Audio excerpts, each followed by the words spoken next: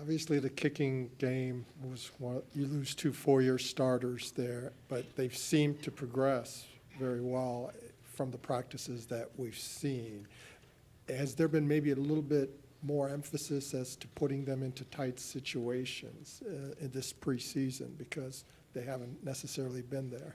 Yeah, I think Coach Kelly and I have gone out of our way to try and create as many pressure-filled situations as we can.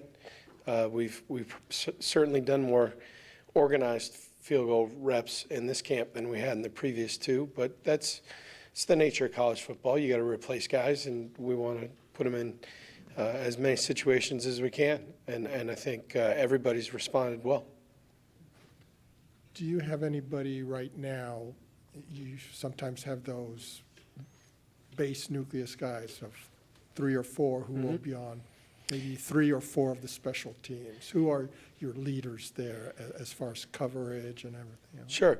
I think, we've had a lot of discussions about guys like Claypool and Elliott and Gilman, and, we need to have those guys on the coverage units. And it was funny, Coach and I were showing some film to the team down at Culver, and we're watching Claypool just go down and make tackle after tackle on this film that we're watching. And just, we need guys like that on the coverage units.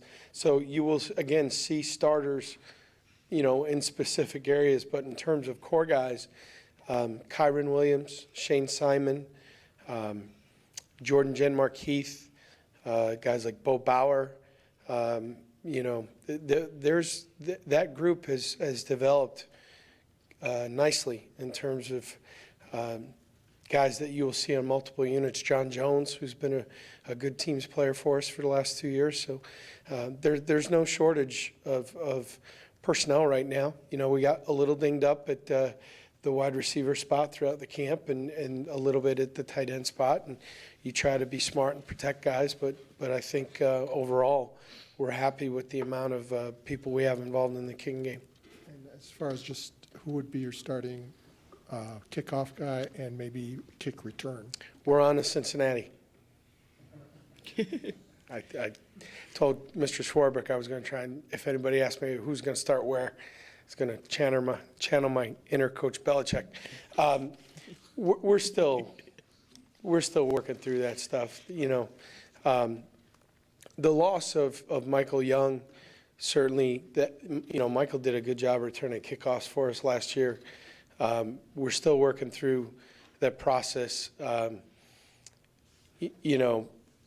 The good thing about the specialists is that we still have a couple of more practices left before we're earnest into game plan. So we still have some evaluation opportunities left as it relates to those spots. So as we finish up, towards this weekend, I think Coach and I will sit down and solidify those things. But we're still looking at multiple people right now, and frankly, as it relates to kickoff return,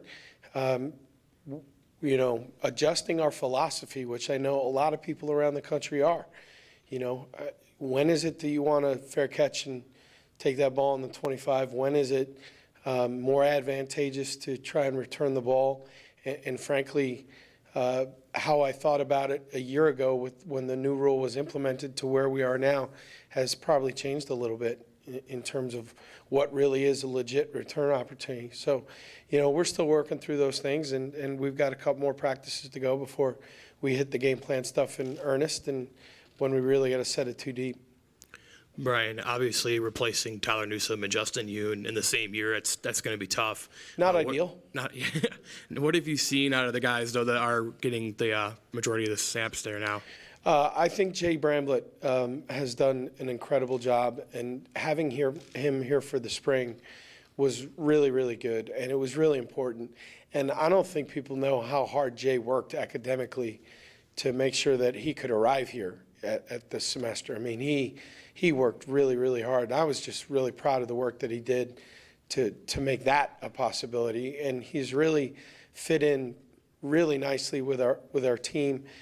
I think the spring was a little bit of a struggle because we kept putting holes in the ceiling of Loftus, and I have this young man from Tuscaloosa, Alabama, and I have him out in March at 7 in the morning on LeBar, and, it was just, he couldn't find a groove, and frankly, I don't blame him. But he has really steadily improved throughout the course of the spring. I think Harrison Leonard, coming here as a non-scholarship player from Avon Old Farms, has done a really, really good job. He does not have the natural strength that John does, but he's 3 years younger. But he's really represented himself well, and frankly, the last 2 weeks, I think John Doerr has been really, really good. So I'm pleased thus far. Look, you're replacing two of the best in the history of the program. So we don't expect them to be the next Justin Yoon. We don't expect them to be the next Tyler Newsome. We just need them to do their jobs to the best of their ability, and we'll clean up from there. Like any sense of nerves from you about like playing a freshman punter and, first game's on the road and, Monday night, prime time, all that stuff? I mean, are you nervous at all, like about the moment getting to Jay? My hair used to be completely brown. And look, there's nerves for me no matter what. But they're a really even-keeled group, which I appreciate a great deal. And I think they're going to be just fine. I do. I've been pleased thus far. Brian? Yes. So you seem to be really impressed with Jay's performance today at a 50-yard kick, rolled to about the 5. Would you say this is one of his best days at camp? And then just overall, how was he able to kind of get through that, rough patch during the spring? The getting through the rough patch in the spring speaks to his maturity. It speaks to the support around him with his teammates. It speaks to his family and how he's wired. And I think there's a maturity there that's beyond his years, especially as a true freshman.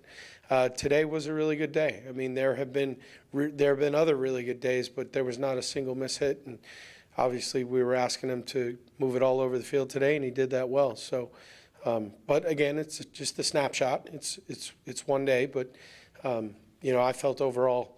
I kind of like it when you guys show up to practice. It's adds a little bit more pressure, and that's pressure that we can't create, and it's fun to watch them react to that. So, I thought everybody did a good job today. Yeah, and with Harrison, it seemed like early in camp his kicks used to travel a little bit lower, and now he's kind of been more consistent and pushing it higher. Has there been a tweak in his mechanics or a difference in how he's approaching the ball? How would you kind of? Yeah, specialists are like golfers. They're always tinkering. We literally have a tape measure and make sure that the distance we step away from the ball is within a 3 to 4 inch radius or 3 to 4 inch area every time. So yeah, they're constantly tinkering. But we found something early in camp that, in fact, Katie Myers from our recruiting office and sports media took a photo during practice and shared it with us, and we saw something in the photo that I had a hunch, but you couldn't quite see it from tape.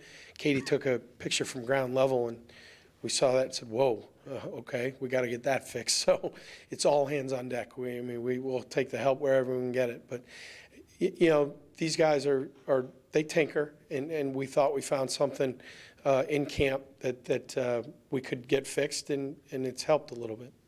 And how do you feel like he's ultimately responded to that? Very well. Very well. I like his makeup too. He's not happy-go-lucky like Jay is, a little bit more serious, like Justin that way, and very technical. But again, good maturity, takes coaching. It's not too big for him. And obviously he's just out of high school, but as he gets bigger and stronger and stays with more flexible in our strength program, I think he'll get better and better. But if we had to put him in the game, I think Coach and I are both confident that he'd do fine. And then shifting to recruiting real quick, how do you assess the job you guys have done in the 2020 class, and how many spots do you guys think you have left? Oh, there's a couple in play. There's not going to be a hard, fast number. Those things are always a little bit fluid. We're not going to get up here and say we don't feel good about where we are in the 2020. We feel good because there are guys that I can't mention names, obviously, but we feel very good over the last couple of years of recruiting fit guys, people that we believe will succeed at Notre Dame within our program and have the traits. Coach Kelly talks about those traits. We're constantly seeking those traits. The other thing is, in the recruiting world with stars and rankings and all that stuff, as long as we believe in them, that's all we're worried about. Those rankings and things, they fluctuate. They go up and down. Everybody says, well, you don't miss on too many 5 stars. Yeah, I know that, but we got to find the right 3 and 4 stars that fit us. And I think the last couple of years, our staff's done an incredible job of finding the right guys.